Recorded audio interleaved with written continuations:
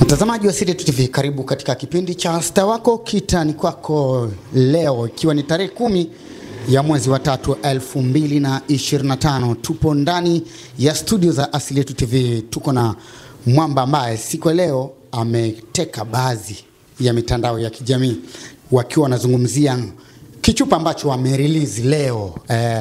Na kichupa hichi kilikuwa kina historia kidogo ya ukubwa wake, lakini tulitangulia kupata audio, lakini kwa sasa ametuletea video yake kamili, official video, na kwa ujumla tunataka kujua namna ambavyo watu wamepokea, lakini kuizungumzia kwa ukubwa namna ilivyoandaliwa mpaka hivi ilivyotufikia katika meza yetu ya burudani. Ungana nami kutoka Asili TV, Star wako kitani kwako. Tunaanza kutimua vumbi kivi kuhakikisha kwamba tuna enjoy wote mwanzo mpaka mwisho. Ungana nami, naitwa Mzee wa Tatu, nyuma ya kamera niko naye Uncle G. Lakini shukrani kwa wote ambao wanaendelea kusubscribe, kulike na kushare katika account yetu ya Asili TV. Lakini nisichoke tu kuambia kwamba kama kwanza unajiunga pamoja na wakazi wa Njombe, ukiotokea katika viunga tofauti tofauti, basi ukiwa ndo kwanza mgeni, lakini pia kwa wenyeji tumeamua kuenjoy, usite kutembelea EFN Lodge. Wanapatikana pale karibu na stendi kuu ya mabasi mkoani Njombe. Tunakuwa tuna enjoy zaidi kivyo. Siku leo tuko naye mwamba kutoka Makambako mpaka Njombe, King Pasa. Niko naye hapa. Pasa, vipi? Kama kaa. Uko poa? Tuko poa mzee. Mambo yanaendaje mwanangu? Mungu mwema bwana. Naona mambo unaendelea kujiona wewe tu. Ya mimi tu peke yangu. Bwana, tumeona mzigo umeingia kwa kishindo kidogo, lakini kishindo hicho kimegawanyika makundi makubwa mawili. Yeah. Wengine wanaenjoy, wengine wanajiuliza maswali. Lakini wewe vipi, unaonaje mapokezi yake tangu umeachia mzigo? Yaani hiyo reaction hiyo ndo mapokezi yenyewe makubwa. Yaani hiyo reaction ya watu kwamba wengine wanapokea hivi, wengine na maswali, hiyo ndio reaction ambayo nimeiona na imeleta ukubwa kwenye ile kazi. Yeah. Asante. Mtazamaji wa Asili TV, niko na King Pasa. Huyu hapa. Yeye anakuambia najiona mimi. Bwana King Pasa, hebu tugusie kidogo mstari mmoja hapo, najiona mimi. Alafu tuendelee tujue, watu wajue kwamba tunazungumzia kitu gani. Maana ukisikia najiona mimi, wanajua najiona Mzee wa Tatu. Yeah, ndo chizi wa mapenzi, si unaona?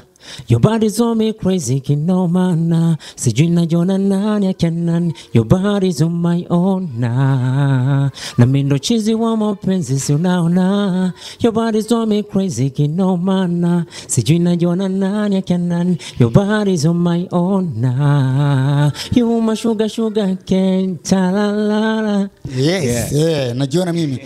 Mtazamaji wa Asili TV, hilo ndo chupa ambalo limedondoka usiku wa manane ilikuwa jana tuliweka katika premiere, lakini official imetoka saa 1 asubuhi. Leo. Mzigo kaachika. Ukao ushaenda mjini. Kwa hiyo mpaka sasa hivi tunazungumzia masaa yasiyopungua 10 sasa. Masaa 10 lakini mbona kama vile mzigo umetembea sana? Ni kutokana na hiyo reaction, afu pia cha pili ni kwamba watu wako wanaisubiria kwa hamu sana. Unajua tumefanya ngoma kubwa, imechelewa kutoka video, na video ikija kutoka lazima watu waruke nayo. So ule ukimya umefanya video imekuwa kubwa, wameipenda na bado wanaendelea kuipenda, wanaendelea kuiangalia. Hebu tuambie changamoto zilikuwa nini? Maana ilikuwa kama vile tunakuja mwezi wa 12 mwishoni, tukasepa, tukaambiwa mwezi wa kwanza, tukasepa, wa pili umekata, mzigo tarehe 10 mwezi wa 3 ndio hapa tunauona. Changamoto zilikuwa nini mtu wangu? Cha kwanza kama umeangalia video ni kwamba ngoma ilitoka ikiwa na collaboration, lakini video imekuja kutoka niko solo. Na hilo ndo maswali ambaye wengi wameanza kujiuliza kwamba kutoka kwenye collaboration imekuja kwenye solo artist. Tunataka kujua sasa. Mimi nilikuwa najiuliza binafsi, mzigo ni remix ni wenyewe? Kwa sababu nikiusikiliza ile ya kwanza official audio, lakini tena nimekuja huku official video, of course hata kwenye title pale kama vile kuna vitu vimechange. Sasa nikawa najiuliza mwanangu, ili ni remix au ndo ile yani? Sasa nikasema bwana, maswali yote mimi namtafuta mwamba hapa. Nini shida? Kwa nini tumekuja hivi tena? Siwezi nikaisemea sana kwa sababu yani muda wake kusema kwa sababu mzigo si umekuja.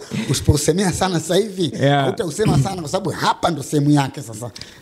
Changamoto kubwa ilikuwa ni kwa mwenzangu ambaye anafanya naye ngoma. Unajua mipango yote ilikuwa tayari kila kitu, lakini imetokea tu sintofahamu ya kwamba tunaandaa masuala ya location, mchizi hajatokea, tumeandaa location mara pili, mchizi hajatokea, tumeandaa mara tatu pia mchizi hajatokea. So nikaona mbona usumbufu umekuwa mwingi, kwa sababu mimi kama mlikuwa mshanzoea kwamba kila baada ya miezi miwili naachia ngoma, kila baada ya miezi miwili naachia ngoma. So hichi kitu kimepelekea kwamba nimekuwa kimya sasa. Imeonekana Kimpasa amekuwa kimya kwa muda mrefu, kwamba kichupa tukioni wala mzigo mpya tuoni. Hii yote imetokana na changamoto ya mchizi ambaye nimefanya naye ngoma. Kugomea naweza kusema kwamba amegomea kufanya video. So ndo maana ilivyokuja kutoka hii ngoma saizi imekuwa ni kama official tena. Lakini muziki ni biashara, kukugomea inaleta picha kwamba wewe ulikuwa ufunguki, kwa sababu muziki biashara. Yote ni maongezi. Kwa sababu mtu unavyosema ni biashara kwamba unabidi mkae chini muongee. So kama ulikuwa unapindisha no, mimi nilikuwa niko straight sana, kwa sababu yeye ndio atakiwa aseme kwamba kama tunataka tufanye hivi basi fanya hivi. Kwani wakati mnaingia studio mara ya kwanza kwenye upande wa audio hamkuweka makubaliano yote kwamba mzigo unaenda moja kwa moja mpaka kwenye video? Hiyo hatukuongea. Hiyo hatukuongea kwa sababu mara nyingi tunapofanya ngoma inakuwa ni kwenye audio sana ndio kunazingatiwa. Huku kwingine inakuwa ni kutokea tu, kwa sababu tunaangalia muziki wa sasa hivi ambao unawekezwa zaidi kwenye upande wa digital platform, hususan kwenye upande wa video, kwamba mtu anapotazama na kusikia inakuwa inaleta nguvu zaidi kuliko kusikia peke yake au kutazama peke yake. Kwa hiyo utakapofanya collaboration na msanii yoyote alafu ukao umeishia tu makubaliano kwenye audio, huoni kama vile kuna kitu unapunguza kwenye product yako? Saa hiyo ni mazungumzo ya pande zote mbili. Kwamba kama mtaelewana hapa tu peke yake, then baada ya hapo na kule mtakuja mtaelewana upya, ni kukaa chini na kuongea. Lakini mimi ninachoamini kabisa kwamba yeye ndio atakiwa afunguke zaidi kwangu. Kwamba bwana, kama tunaenda kufanya na video, basi inabidi hapa tuongeze kwenye mambo yetu tuliyoongea, tuongeze hapa na hapa na hapa. Lakini hivyo vyote vipengele mimi sikuvipata mpaka leo. Ni chenga tu zilikuwa nyingi. Kitu kiandaa location yatokee, kitu kiandaa location yatokee. So nikaona siwe kesi, tusizungushane sana. Pasa unaandaje location wakati hujamalizana mazungumzo na mhusika? Yani ninachoongelea mimi kwamba hakuongea, hakuwa mwazi kwamba maybe labda kuna kitu anakitaka. Si unaelewa vizuri, lakini kila mkiongea confirmation zote zinakuwa fresh. Kwamba tutashoot hata fulani. Haina noma, nitakuwa free, tutakuja tutashoot, tutafanya nini, tutamaliza, haina noma. So mimi nikaona maybe ndio tayari tu unyama kwamba mwana ameamua kumbless, haina noma. Kwamba hamna kipengele kingine chochote ambacho kinaweza katokea. Lakini kama kulikuwa na hicho kipengele, alitakiwa nifuate mimi. Anaambia bwana, kwa sababu tunaenda kufanya hivi, basi inabidi tupite hapa, au sio? Lakini kila ukipiga simu mnaelewana kabisa kwamba maybe tunaandaa location siku fulani, nitakuwa niko free, tuandae location tushoot chap chap. Okay. Tumeona kwenye baadhi ya wasanii mara nyingi wanakuwa labda na watu wao, hususan hao tunasema director. Labda huenda director ambaye ulimchagua wewe labda walikuwa na complain fulani ambaye kitu ikamfanya akawa mzito kuja kwenye location. Haujajaribu kulifuatilia hilo? Ungempa option ya chague yeye director anayemtaka ili mfanye kitu. Hilo aliniuliza.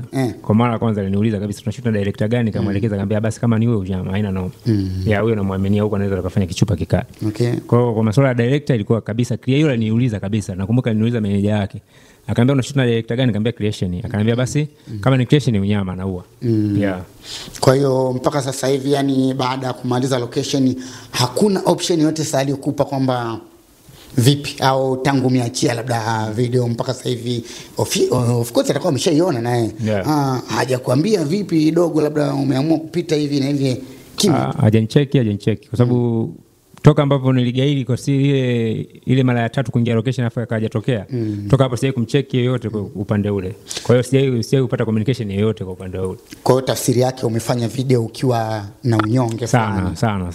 Yaani sio unyonge na hasira juu, kwa sababu unapokuwa unaamua kufanya kitu ili kikupeleke sehemu afu tena mtu anakurudisha nyuma, inakuwa inakukata kimtindo fulani, unajua so kwangu mimi nimefanya vile nikiwa mnyonge, lakini pia nikiwa na hasira, kwa sababu hata ninapoenda kufuta verse yake, ukisikiza ngoma verse ya pili nimebadilisha kabisa. Nimeona kwamba pale haipo kabisa. So kwamba tokea pale kwenye audio nilikuwa na hasira kabisa, ninapoenda studio naandika na hasira zangu kabisa, kwamba hata ninapokuja kushoot najua kabisa ninachokifanya. So sasa tunataka kujua umeshoot kwamba baada ya kutoa ile verse tafsiri yake ni kwamba haumfahamu kwenye muziki wako, au imekueje? Kwa sababu kwenye collaboration ya official audio ile verse ipo.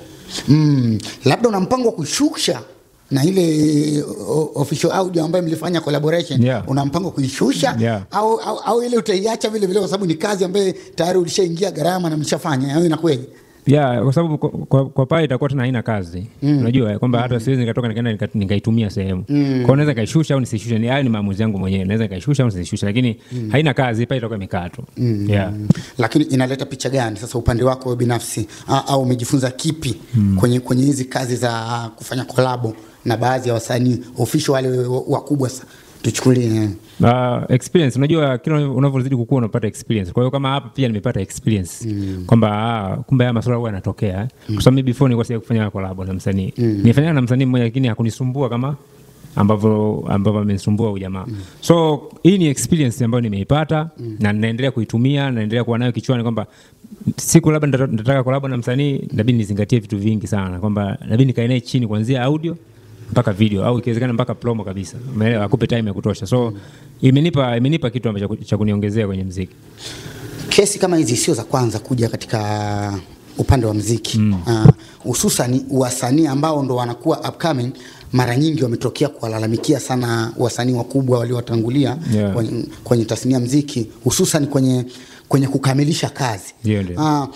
Kwa hiyo inakupa wewe binafsi picha gani kwamba hawa wasanii wakubwa wanawabania nyie msitoke, au nyie mnashindwa kukizi vigezo vya wao kuwapa moyo wa kuendelea kuwasupport? Hapo kuna mawili. Kwa sababu sawa, msanii unaweza kufanya naye kazi akaonyesha kabisa kutokuipambania. Tunaongelea yule mdogo kwamba amefanya ngoma na King Pasa, right? Anataka apate support kutoka kwa King Pasa, lakini yeye mwenyewe haoneshi ule utayari. Lakini pia la pili, kuna hilo la pili ambalo unaweza kawa msanii unajitambua kabisa underground na umefanya ngoma kali na unahitaji kuipambania, lakini yule ambaye yupo juu pale anahofia nafasi yake.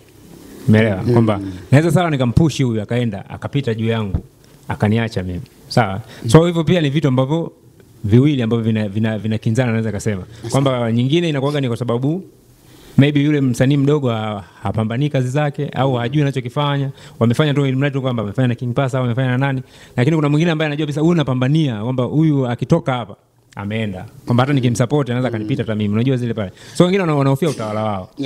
Kwa hiyo unataka kusema kuna haja ya kuandaa mikataba kwa ajili ya kufanya collaboration kati ya msanii na msanii, kwa lengo sasa la kulinda hali makubaliano kwa njia ya maandishi, kwamba hii kazi tunafanya kuanzia audio mpaka video. Makubaliano ni haya na haya, ili pale mmoja anapokiuka mkataba basi awajibike kwenye upande wa sheria sasa. Kwa sababu sasa naona hizi kesi zinakuwa kama vile ni common, kwamba haziishi. Ni kwamba tu leo inatoka kwa huyu inaenda kwa huyu, kwa sababu nafikiri of course ilikuwa ni mapema mwaka huu kuna msanii alitoa audio, alifanya collab na msanii mwingine mkubwa, lakini makubaliano yao ilikuwa wafanye ile ngoma alafu wawe share kwenye upande wa promotion, yani huyu apushi na huyu apushi. Lakini kaonekana yule mmoja akagoma kuipushi ile, akamwachia mzigo mwenzake. Lakini tulivyomtafuta pia ileta changamoto ya hapa na pale na nini.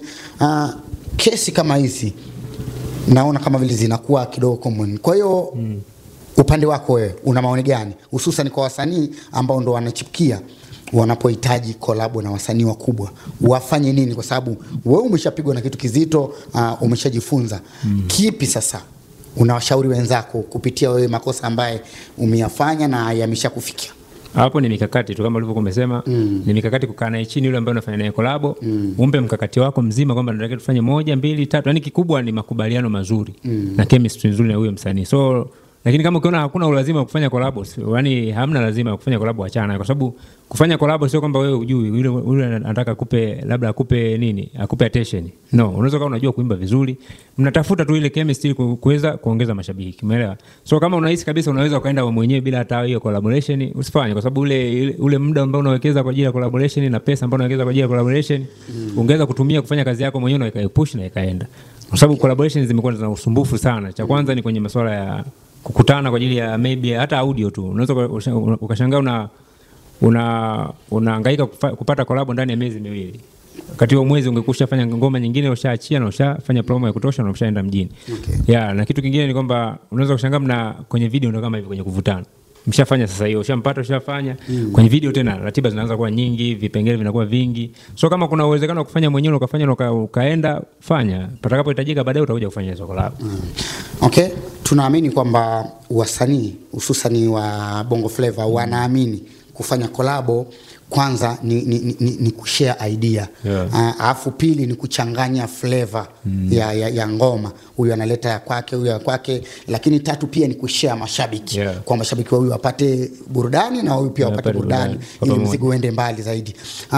Unadhani changamoto hizi za collabo zinaweza ikawa pia ni chachu ya wasanii wa huku kusini kutokukua na kuonekana, kwa sababu ifika mahali kusini tuna wasanii wengi sana, lakini utokaji wao kwenda kukava zile nafasi za kitaifa za juu kidogo inakuwa ni ngumu. Unadhani changamoto za makolabo pia zinakuwa ni sababu mojawapo ya kuzuia watu wasionekane? Kolabo zinaua sana vipaji. Yaani cha kwanza, usipokuwa makini kolabo inaua kipaji sana. Kwa sababu unaweza kufanya ngoma na mtu ukashia tu ile audio. Baada hapo umeipoteza.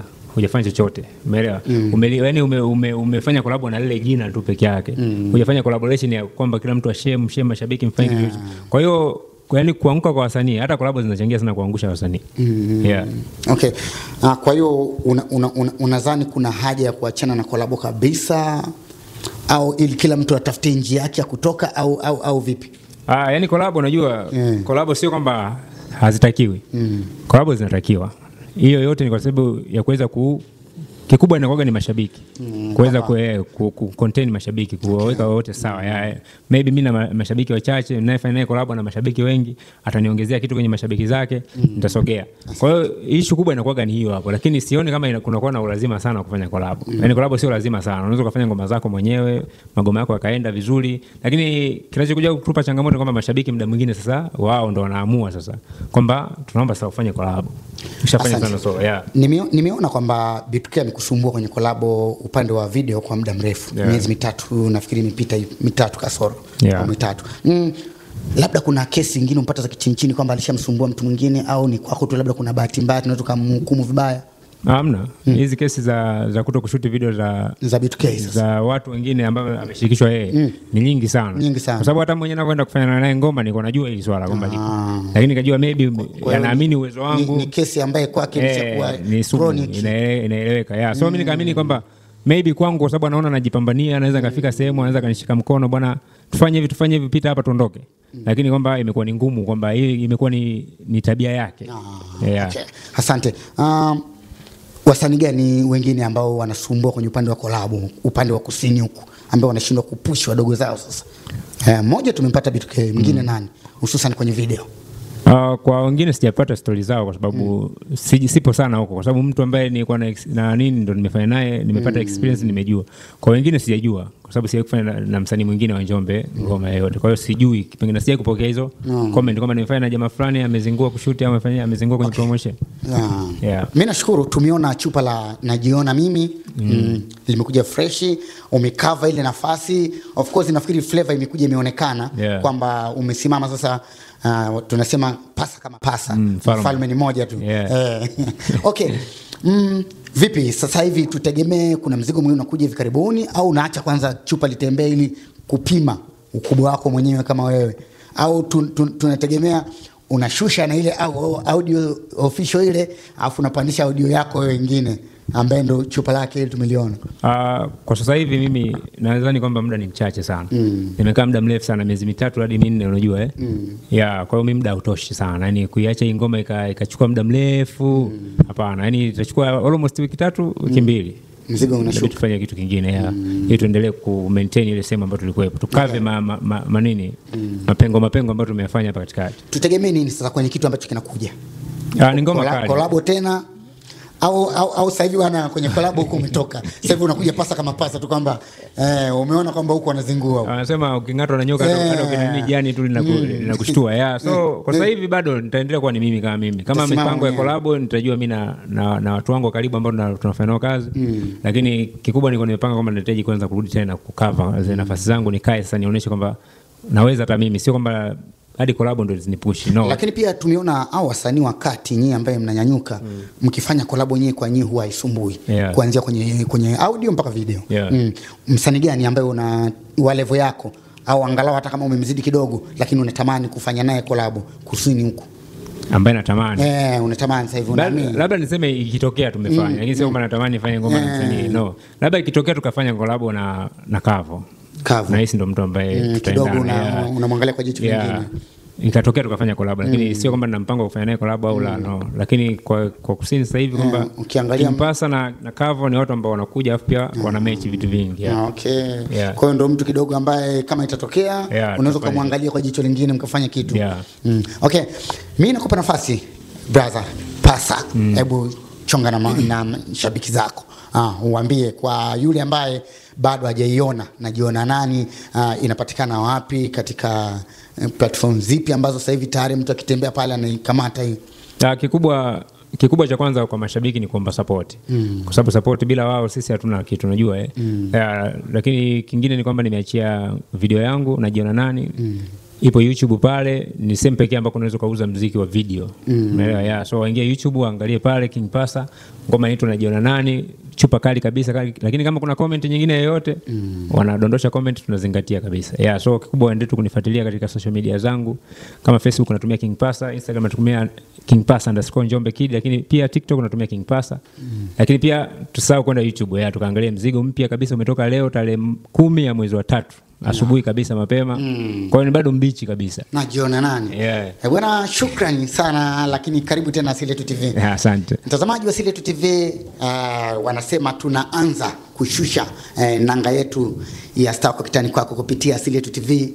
Ulikuwa nami, naitwa Mzee wa Tatu. Shukrani kwa wote ambao umechukua nafasi yako kunicheki mwanzo mpaka mwisho hivi, lakini pia nichukue nafasi hii kuwashukuru EMS Techno Masters, wataalamu kuprint t-shirt, vikombe, kofia na vinginevyo vingi ambao wanapatikana pande za Makambako pale. Wao wanakuambia mambo yanakwenda bam kuhakikisha kwamba unapata kile ambacho kitu roho yako unapenda. Lakini kama ndio kwanza bado huko katika maeneo ya Njombe na mikoa jirani au na viungo vyake, alafu unafanya ufugaji ule wa kienyeji tu, inakuwa bado hujakaa fresh, Shizia Veterinary Center hawa wanapatikana pale Mgendela, njia panda ya Kiesa au Ngalanga pale. Wanakupa huduma za ufugaji wa kisasa kabisa, bila kusahau vyakula vya mifugo na tiba zote. Unakuwa tunaenjoy hivyo bana. Shukrani kwa wewe ambaye unaendelea kushusha comment yako, tunaendelea kupita nazo na kujua kipi ambacho unataka tuongeze tupunguze, lakini inakuwa fresh. Endelea kuwa nasi kupitia Asili Yetu TV. Nyuma kamera nilikuwa naye Uncle G, mpaka wakati mwingine tena. Asante.